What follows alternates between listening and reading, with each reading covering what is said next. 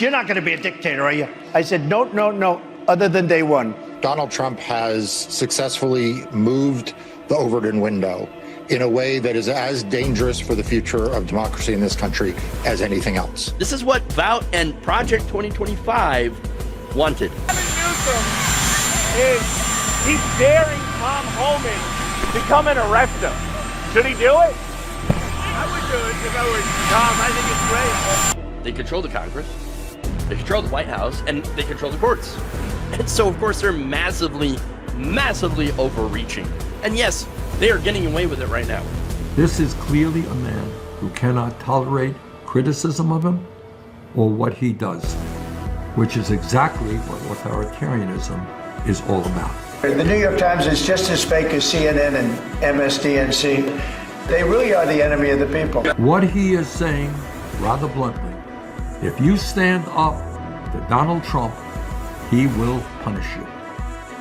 Protesters in Philadelphia, state capitals in California, Minnesota, Michigan, Texas, Wisconsin, Indiana, and others showed up to oppose Trump, Musk, and Project 2025. The US and President Trump has overseen America's largest military parade in decades as nationwide protests take place against his leadership. Demonstrations are happening right across the United States today to oppose the Trump administration. Two visions of America.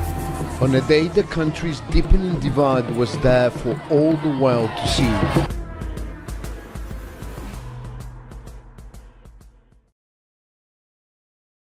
Hey everybody, welcome to the show, Logically Left. I'm your host, Jeff Waldorf, and it is, it's Thursday, so I got a show for you today.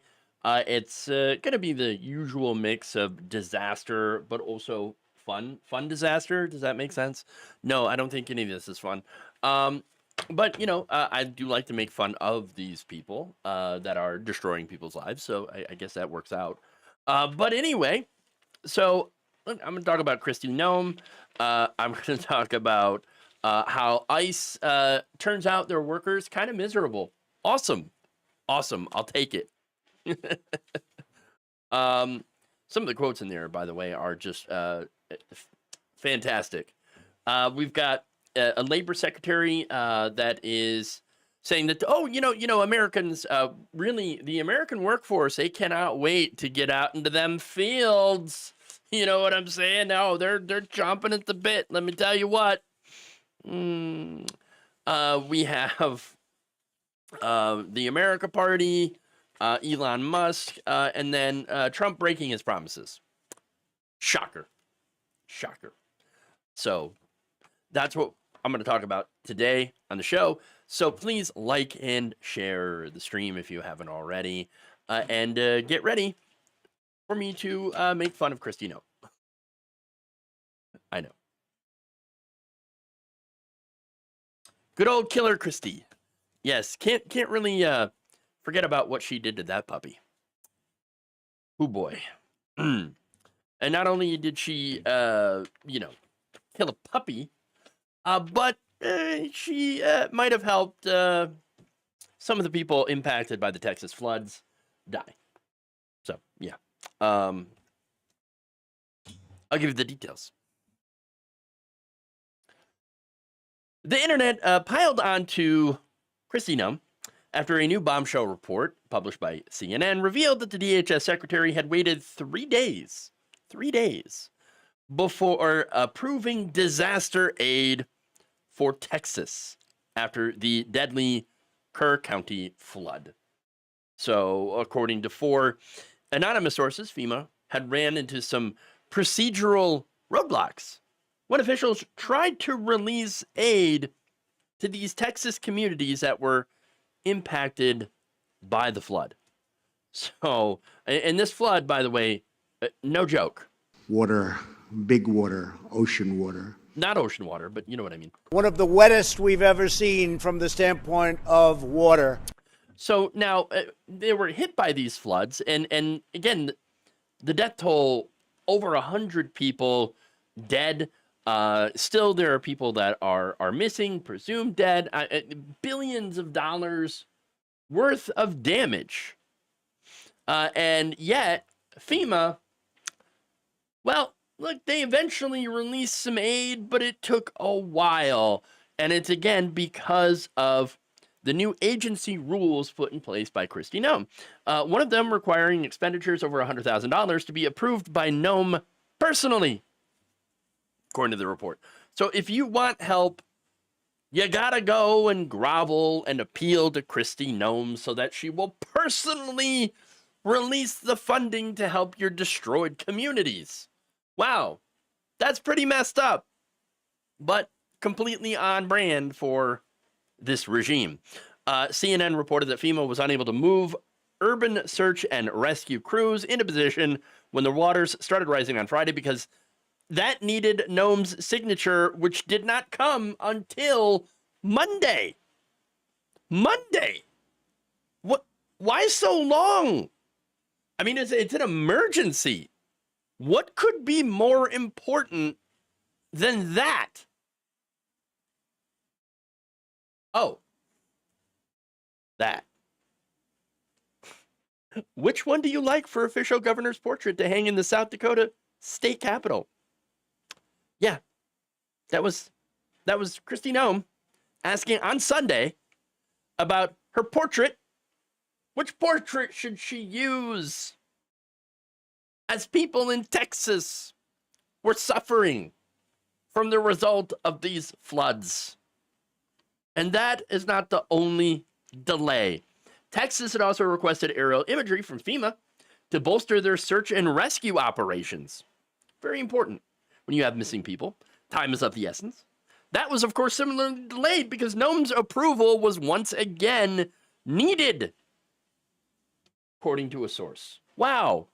Not only that, but callers to FEMA's disaster call center were forced to wait longer for a response, since once again, Noem's signature was necessary for them to be able to bring in additional staff. So basically, Kristi Noem has set it up to where anything and everything needs to be personally signed off by her. Wait, she's not even the director of FEMA. Well, we don't actually have a director of FEMA. We have a acting director. Well, where's that guy? Oh, David Richardson? Nobody knows. He's not there. And that's really it. And even if he was there, it's not like he can really do anything. He has not been given really any authority to act without Noem's approval. Now, look, maybe if she had taken her job a little seriously, it wouldn't be quite so bad.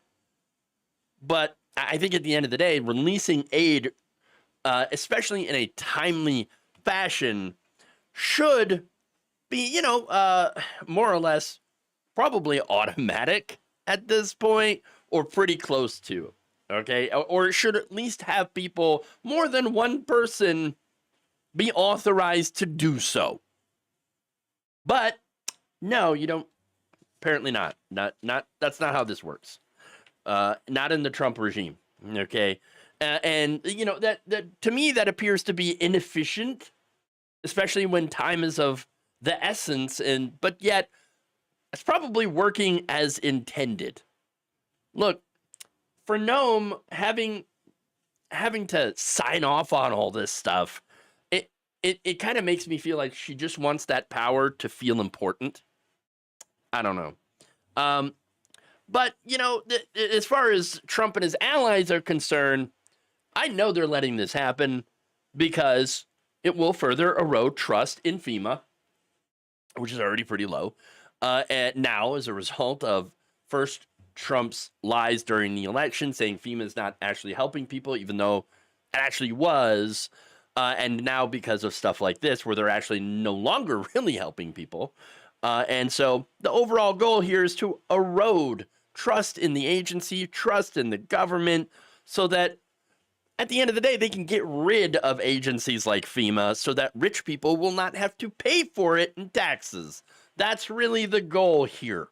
Now, that said, DHS pushed back furiously about this, saying this reporting is an unparalleled, spelled wrong, display of activist journalism that distracts from the robust, coordinated federal response led by Secretary Noem that has saved over 900 plus lives. Secretary Noem is leading a historic, first of its kind approach to disaster funding, putting states first by providing upfront recovery support, moving money faster than ever. 3 days. 3 days. Y'all, 3 days. And jump-starting recovery.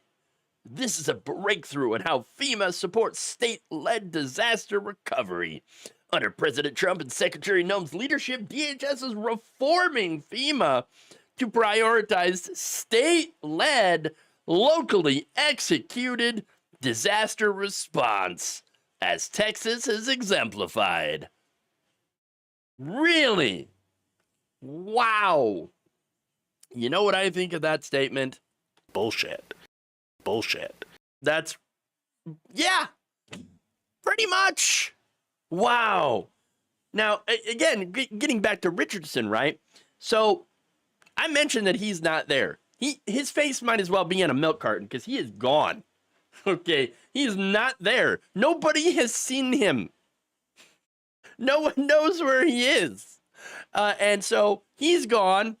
And Secretary Noem, her rules, I should say, has added extra bureaucratic BS red tape to this agency that, again, Trump thinks shouldn't even exist in the first place.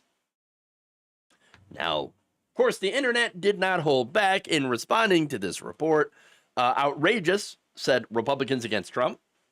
This is conservative Bill Kristol, okay, saying, I'd assume Kristi Noem was just an average run-of-the-mill deplorable Trumpist, but I underestimated her stupidity, cruelty, and vulgarity. She's really bottom of the barrel. And of course, she heads an agency that's at the heart of Trump's authoritarian takeover. Another ex-user pointed out, my God, this administration is stupid as F. On Fox, Kristi Noem said that leaving Texas flood victims to fend for themselves is exactly what Trump envisioned when he scaled back FEMA's role in disaster response. Read another. Nothing says pro-life quite like leaving people to die while Trump plays golf. Yeah, pretty much. What do you expect, though? This is Project 2025. Remember, on page 750, the writers of Project 2025 proposed an end to SBA direct lending. So this is a way to help businesses and residents rebuild after these disastrous storms, right?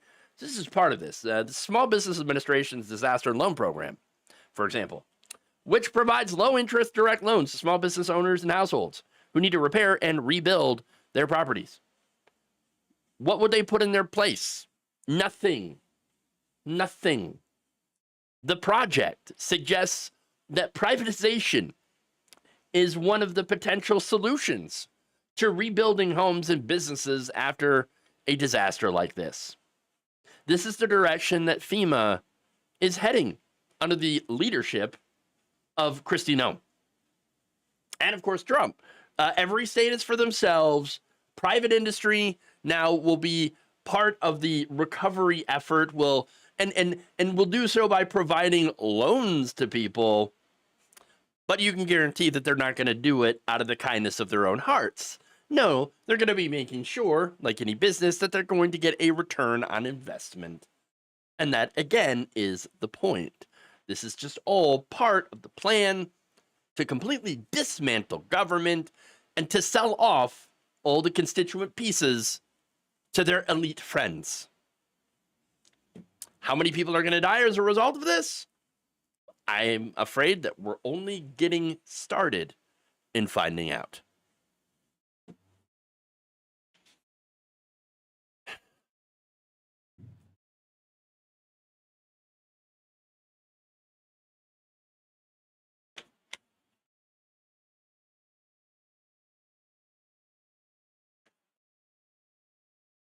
Moving on.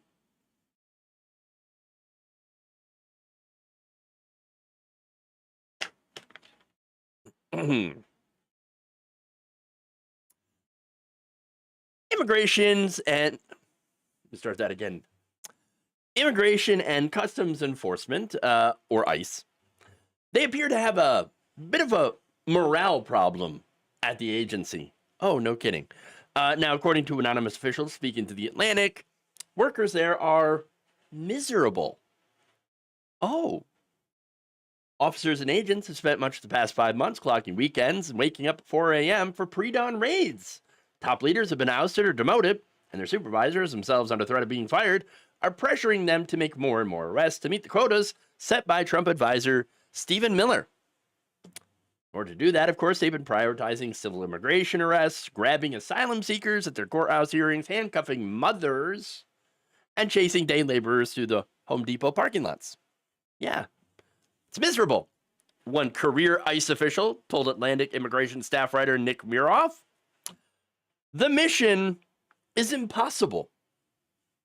I mean, look, I have a suggestion here right off the bat. Why don't you quit? I'm just saying, just quit then. I think everybody should quit. I think ICE should not be an agency whatsoever, period. But anyway, that's just my suggestion. Now, Miroff recently spoke with a dozen current and former ICE agents and officers about morale at the agency since Trump took office. Most spoke on the condition of anonymity for fear of losing their job or being subject to a polygraph exam. Yeah, insane. Now, these people described varying levels of dissatisfaction, but weren't looking to complain or expect sympathy. Oh, good, because they're not going to get any. Brown shirts, all of them. Boo-hoo. Miroff notes that the frustration, though, isn't yet producing mass resignations or major internal protests, but officers and agents describe the workforce as on edge, vilified by broad swaths of the public, and bullied by Trump officials demanding more and more. Once again, perhaps you should quit. Just saying. Just quit then. Several staffers told The Atlantic that they feel contempt from administration officials who have implied that they were too passive, too comfortable under the Biden administration, while other ICE employees believe that the shift in priorities at the agency has been driven by a political preoccupation with deportation numbers rather than keeping communities safe. Keeping them safe from whom exactly? The rando worker at Home Depot? The farm laborer? Not really protecting communities, but okay. Now, the report notes that ICE's Homeland Security Investigations Division, which had previously focused on drug cartels, major drug trafficking operations, those supervisors have waved agents off new cases so that they can have more time to make immigration enforcement arrests. One longtime ICE employee said, quote, no drug cases, no human trafficking, no child exploitation. It's infuriating. Now, that same person is thinking about quitting rather than having to continue, quote, arresting gardeners. Hey, QAnon, where are you? Where are you? You should be livid that instead of going after child sex traffickers, ICE is targeting working class migrants with no criminal records. Now, of course, they'll never, QAnon will never actually talk about this at all because they never really cared about protecting kids. Never. Not at all. No, it was just a lie. Now, another former investigative agent told The Atlantic, quote, morale is in the crapper. Big, massive dumps. Right in the crapper. Well, that's great. People are flushing toilets 10 times, 15 times. Great. Now, even those that are gung-ho about the mission aren't happy about how they're asking to execute it, the quotas and the shift to the low-hanging fruit to make the numbers. They want to deport about 1 million people a year. That is their goal. That's insane. That is an insanely, large amount of people. And you know what? They all know it. They know it. However, there's cowardice here. ISIS officials are so scared of being fired that they are not pushing back, said another official. No one is saying that this is not obtainable. The answer is just to keep banging the field, which is what ICE calls rank and file officers. I mean, that's really telling, right? Banging the field. They know who they're going after. Okay, that right there, very, very telling. And tell the field that they suck. It's just not a good atmosphere. Well, it's a terrible atmosphere. And yes, they do suck, but, for different reasons. Abolish ICE.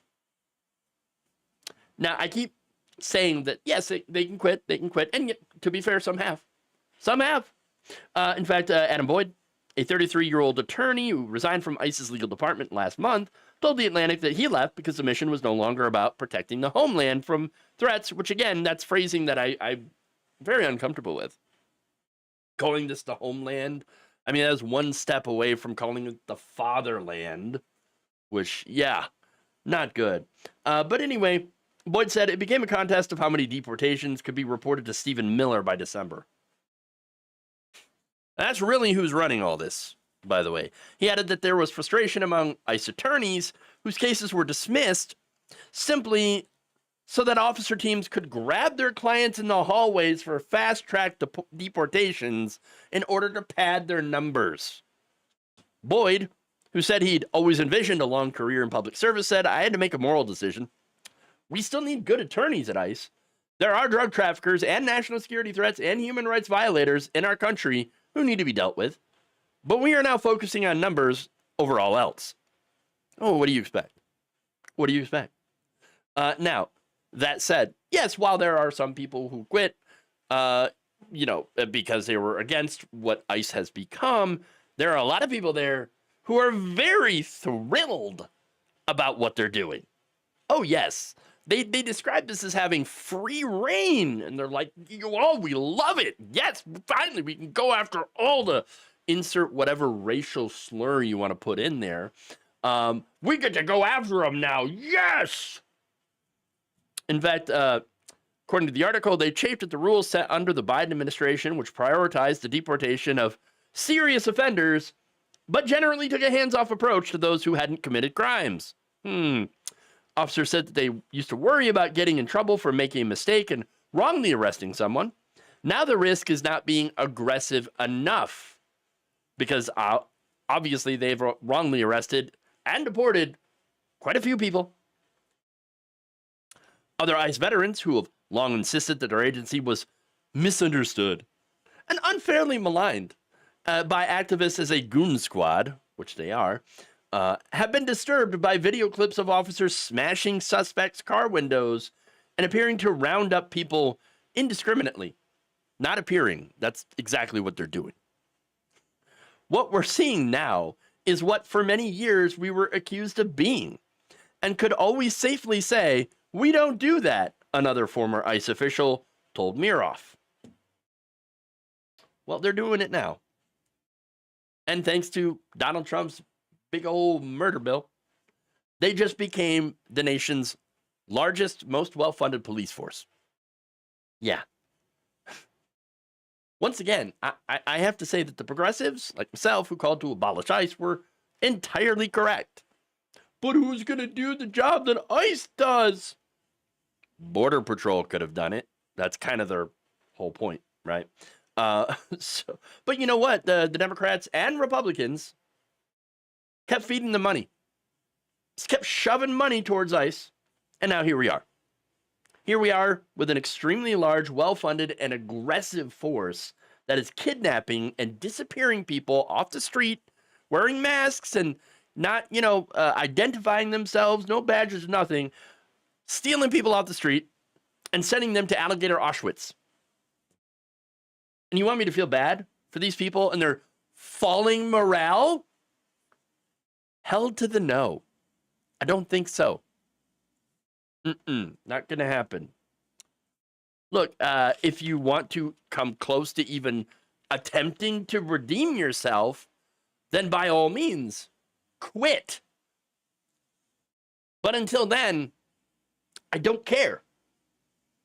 You deserve what you get.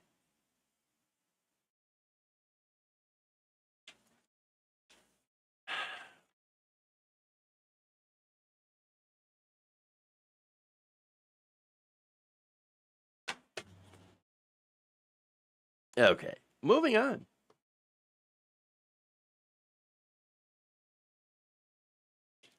Apparently, the kids are yearning for the fields or something. They're acting like bad guys. No, they are bad guys. 100%. President Donald Trump's Labor Secretary Lori Chavez DeRemer believes that Americans can't wait to jump at the chance to work long hours in the fields. Appearing on Wednesday's edition of Fox News, she said this. What happened to the threat from the left that American citizens won't do the jobs that illegal immigrants are willing to do? Because when I look at these numbers, I think, nope, the American citizen is willing to do those jobs. Well, we see it in the numbers. Americans are willing to do the job. That's what we're out there to do. What we have to give them is the opportunity to have those jobs, that they can be skilled, upskilled, reskilled. We're moving around the country. 1 million new apprentices is my goal for the president. We are well on our way. We've increased that by over 170,000+ new apprentices since he took office, and we'll continue and we'll reach that 1 million goal for the American businesses so they have the workforce that they need. Oh, okay. So, yeah, it's not the fact that Americans don't want to do the jobs. It's just they haven't had the opportunity to do the jobs. Right. Okay. Yeah, that's a load of crap. No, the reality is Americans aren't going to do this labor because those working conditions and pay are awful. They're terrible. And so, yes, they're not going to want to do those jobs. And not only that, but look, let me give you an example here, okay? So now there's a potato farmer named Andrew who talked to WBUR, okay?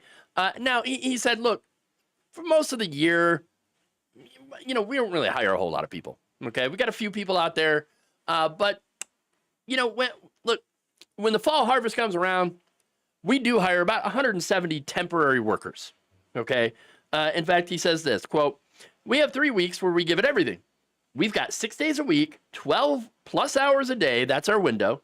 And if we don't get it done, the frost, the snow, the blizzards, you name it, we could end up losing those crops." And so there you go. Andrew says that, look, I've even offered a base pay of nearly $17 an hour, which is about $10 more than Idaho's minimum wage. Even with that, he does not really get a whole lot of responses.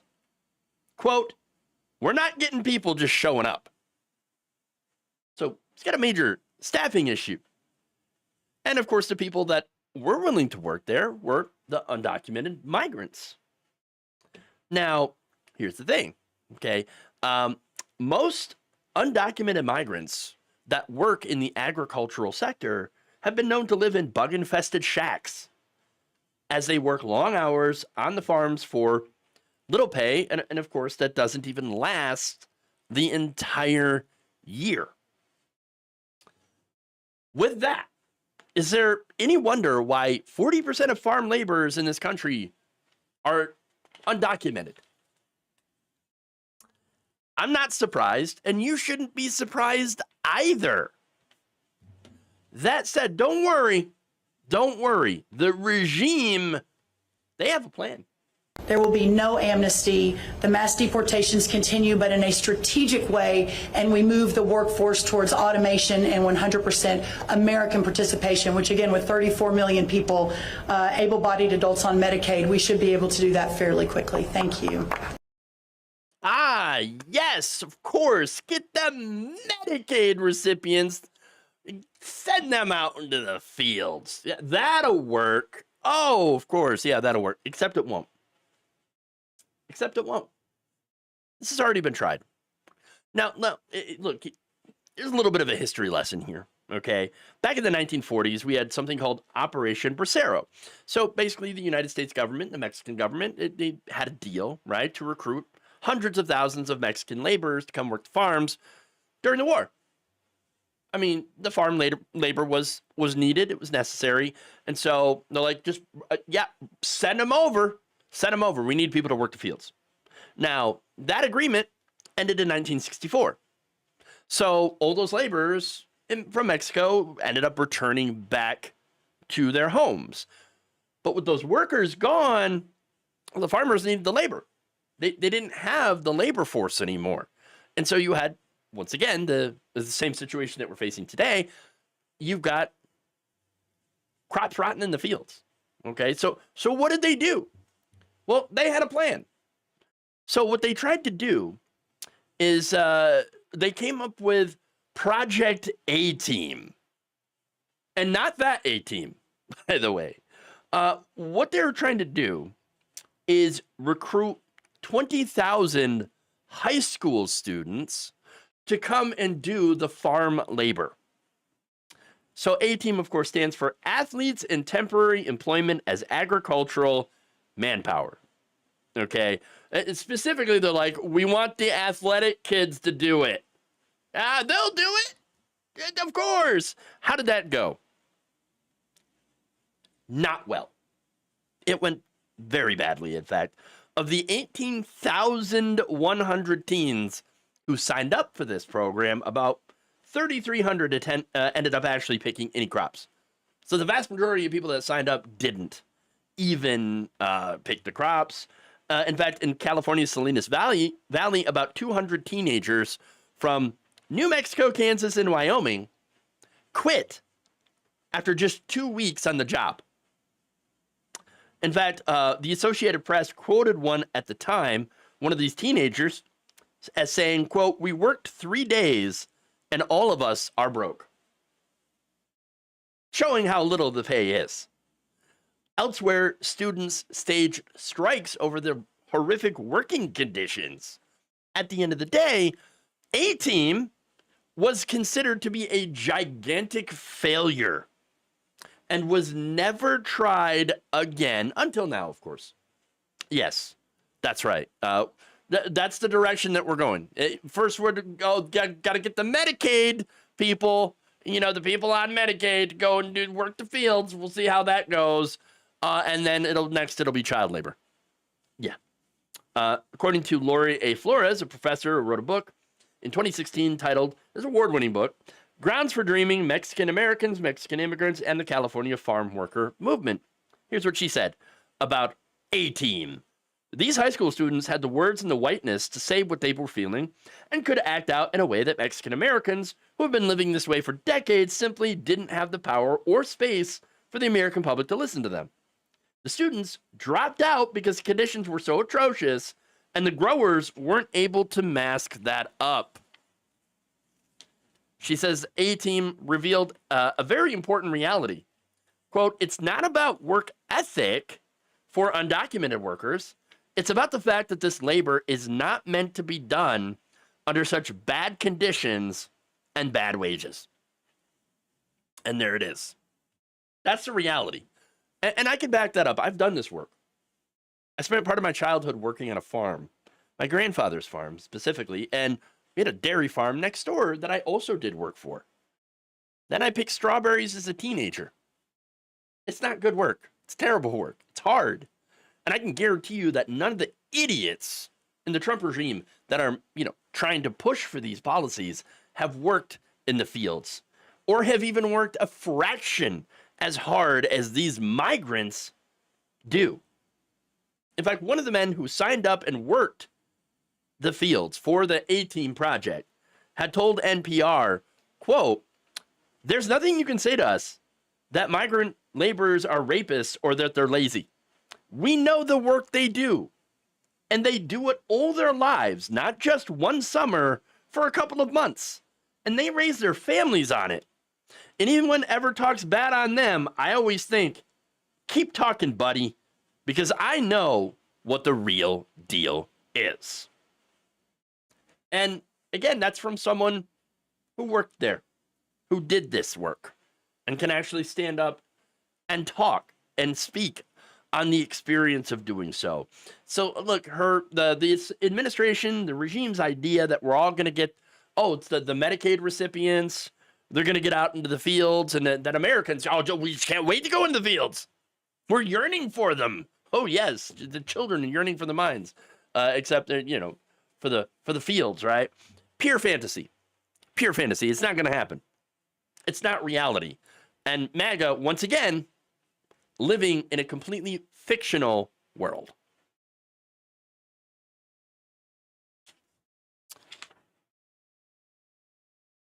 B-Man 29397 with the super chat says, my grandpa's family were Jabaro farmers in Puerto Rico. I'd like to see MAGA try to do their work in grueling sugarcane fields. Yeah, they would never. Oh, they would never. Again, just imagine a lot of the Medicaid recipients, which, by the way, there are a lot of people who are Trump supporters, MAGA supporters, who are on Medicaid, okay? And there's a lot of them who are not, right? I can't imagine those people going into the fields. Like the Trump supporters, you're kidding me, right? No, never going to happen. Never going to happen. It's a complete fantasy. And so they'll be the first to drop out. The first to go, oh, hell no.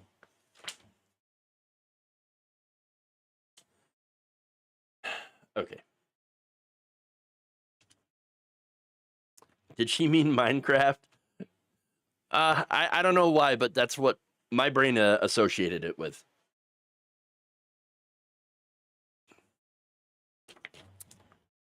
Oh boy.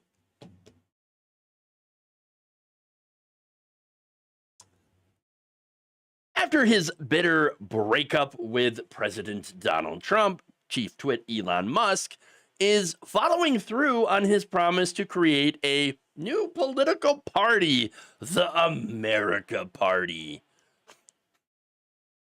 Now, apparently the America Party is promising to challenge the Democrat and Republican Uniparty. Oh, okay. Musk wrote on X, quote, when it comes to bankrupting our country with waste and graft, we live in a one-party system, not a democracy. Today, the America Party is formed to give you back your freedom. Okay, what's funny about this, and there is a lot, okay, the whole thing is just chock full of irony. Ironies upon ironies. But the funniest part of this is the fact that Musk reportedly sought out the advice to create this political party from Curtis Yarvin. Now, who the hell is Curtis Yarvin? He is an influential far-right blogger who has advocated for the replacement of democracy, American democracy, with an authoritarian CEO. So that's going to run America, right? Like a giant corporation. Now we're going to have the CEO. And that's it. He's going to, you know what else they call that? That is a dictator. He wants a dictator. Okay, that's it. So now, wait a minute. So the America Party, we're going to give you back your freedom by putting you into a dystopian corporate governed hellscape?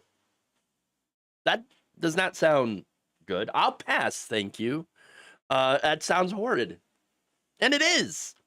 And so, to give you more background on Musk and Yarvin, apparently the New York Times said that they had spoken last week about the task ahead. And the ex-Doge chief's decision to reach out to him shows how broadly the billionaire is casting about for advice on his effort to start a new political party before the 2016 midterms. No, there's a reason that people like Musk seek out people like Curtis Yarvin. Okay? Their ideas. I'm thinking that perhaps Trump wants to be America's future CEO. Not good. Not good. That's just my own, view. Okay. So now, speaking of Yarvin, in a January interview with the Times, Yarvin defended his visions of putting what he called a powerful, energetic executive in charge of the country, or also known as a dictator. Yeah.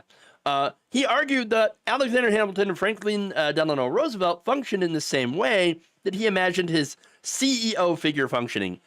Not at all. Not at all. Okay.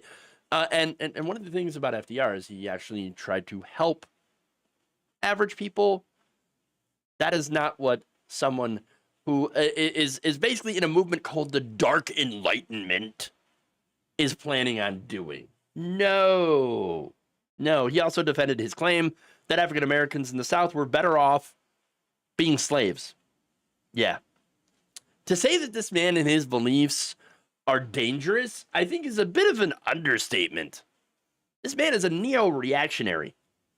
He wants to bring about, again, as I mentioned, the Dark Enlightenment. That does not sound good.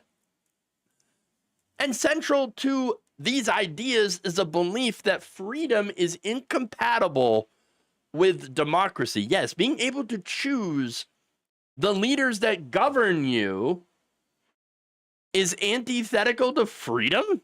What?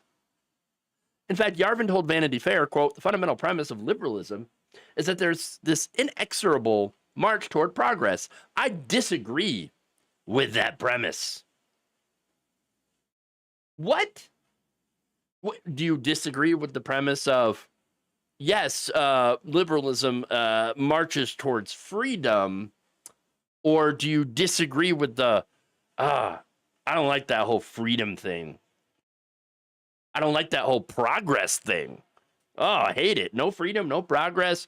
What he wants is a corporate feudalistic city-state that are all in competition with each other. In fact, one of the whole ideas is like, well, if you don't like the weird corporate, feudal city-state that you're living in, like say, you're in Amazonville and you don't like something about Amazonville, that's okay. You can go to Walmartville. What? No. That is really a messed up idea. Okay. And look, guess who else has been cited as being influenced by Curtis Yarvin? That would be Vice President J.D. Vance. Couch effer in chief, okay? I mean, alleged, to be fair. No, this is absolutely ridiculous. And there's more. In a report by the Washington Post, 2 Doge advisors had described Yarvin as an intellectual beacon for the department itself, with one saying it's an open secret that everyone in policymaking roles has read Yarvin. And so, yeah, the idea is what Doge has done has destroyed a lot of vital government services. We are going to be spending probably the rest of our lives undoing the damage that has been done from Trump and Doge. Even if we are able to get a chance to undo some of this damage. And that's debatable. And all of it comes from Yarvin. The writings of Yarvin, which, again, is just really about railroading this entire country and world into high-tech feudalism. And that's really it. This is a guy that Elon Musk, the richest man in the world, has consulted for advice on making a political party. Gee, something tells me that whoever they start putting up as candidates in these elections is going to be fascist. In the Sociological Review, Roger Burroughs examined neo-reaction's core tenets. And so that's another, by the way, name for this movement. The Dark Enlightenment is also neo-reactionism, okay? And they describe the ideology as, quote, hyper-neoliberal, technologically deterministic, anti-democratic, anti-egalitarian, pro-eugenicist, racist, and likely fascist. And described their accelerationist framework, and that's a way of getting to this, so accelerating the fall of democracy so that they can install their neo-feudalism. They describe that acceleration framework as a faulty attempt at mainstreaming misogynist, racist, and fascist discourse. Yeah, that's it. Graham B. Slater wrote that neo-reaction aims to solve the problems purportedly created by democracy through what ultimately amount to neo-fascist solutions. And there you go. I'm pretty sure that the America Party is probably going to end up being another pro-fascist party, which of course makes 2. We have two fascist parties now. Great. If there was only a good left-wing party to counter all of this. However, the Democrats, unfortunately, in the Democrats, we have a center-right party that enables fascists, that does not fight fascism hard enough. But of course, that right there is another discussion for another time. But overall, once again, what we have in the America Party is probably going to be just more fascism.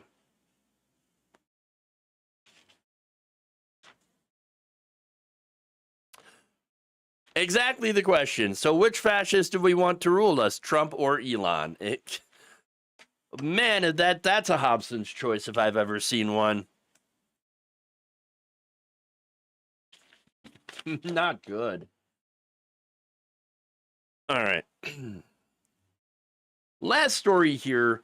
I do want to talk a little bit about the big nasty bill.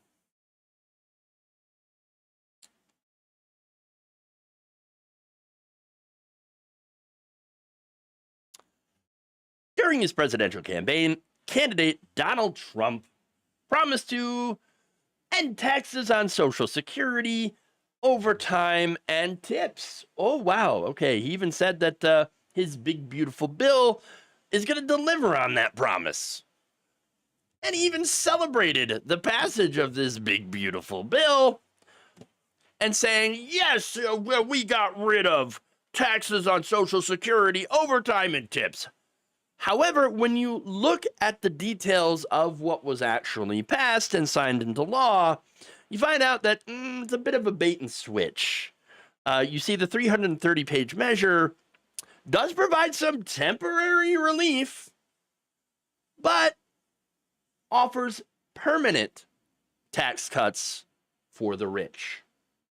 So, what's more is that the recipients of those tax breaks, average people, might end up soon paying far more because of the Trump tariffs that will take effect, that he claims will take effect next month. So, according to Jason Furman, a top economist from Obama's White House, said, quote, it's about $750 in tax cuts and about $2,000 in tariff increases.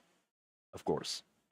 That said, Trump has been going around claiming promises made, promises kept. On a June 29th Fox News appearance, he said there's no tax on tips, no tax on Social Security, no tax on overtime. Yeah, until about 2028.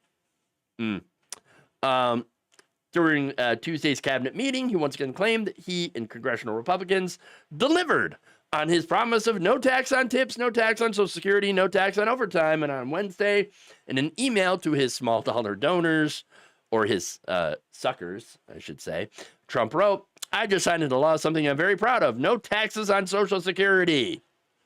Again, there are claims, and then there's reality. What Trump and Republicans did was create a limited tax deduction for a maximum of $12,500 in overtime pay, $25,000 in tip income, and only for federal income taxes. Workers still have to pay into Social Security and Medicare taxes and all overtime pay and tips. On all overtime pay and tips. What about Social Security recipients, though? They will receive a new tax deduction amounting to about $600 for the typical recipient, not already exempt from paying that tax because their income is too low, which that is a situation that many retirees, people on Social Security actually face, is they just don't make enough to pay into tax in the first place, so they're already tax exempt. Now, this, of course, helps benefit the wealthy because, there are people that are retired that do, yes, make enough to pay tax. Like perhaps they have a pension or something, or whatever. They're going to save money. So there you go. Now, that said, all 3 tax breaks expire in 2028. So, he didn't really... Yes, sure, he did cut the taxes a little bit. And then it's going to expire. Whereas the tax cuts for the rich never expire. They're permanent. It's more than a bait and switch. And that's what it is. They give a temporary tax cut to working people to distract them from the massive tax cuts they gave to the rich that are now permanent. Multimillionaires benefit from a permanent increase in the size of the estate tax protections. And so that's one of them. Look, this is what they did in 2017, by the way. That said, the 2017 tax cuts were made permanent for everyone. They also extended the child tax credit, which had been set to expire, and they made permanent the standard deduction and adjusted it for inflation. And of course, they did all that in order to make the bill a little bit more palatable for everyone else. So it gives crumbs to working people, but reserves the vast majority of the benefits to the very rich.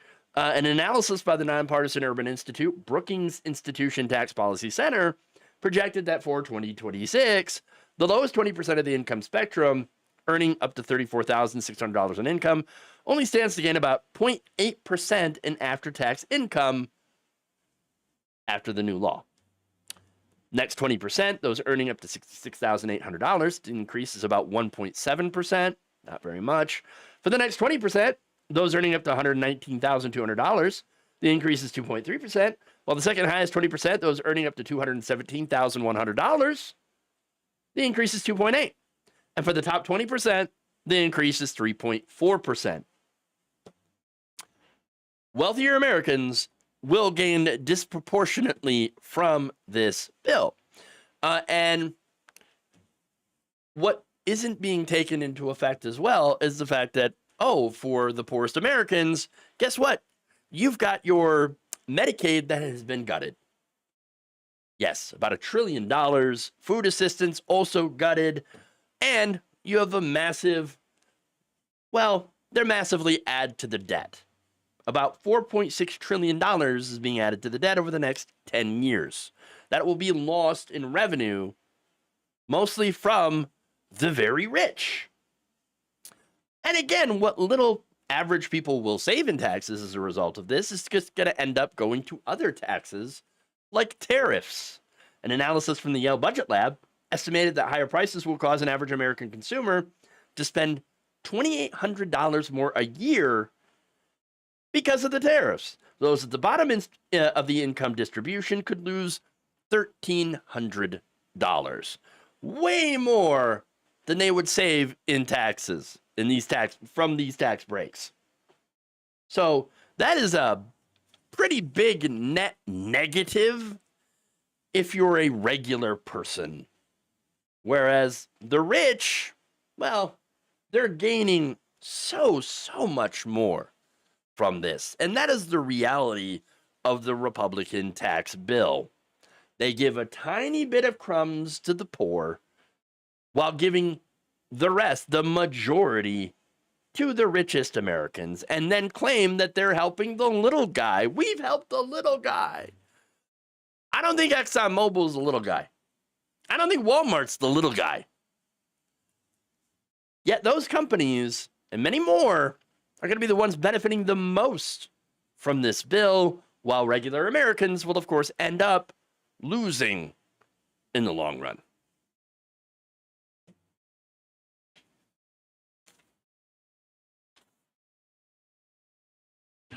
And there you go.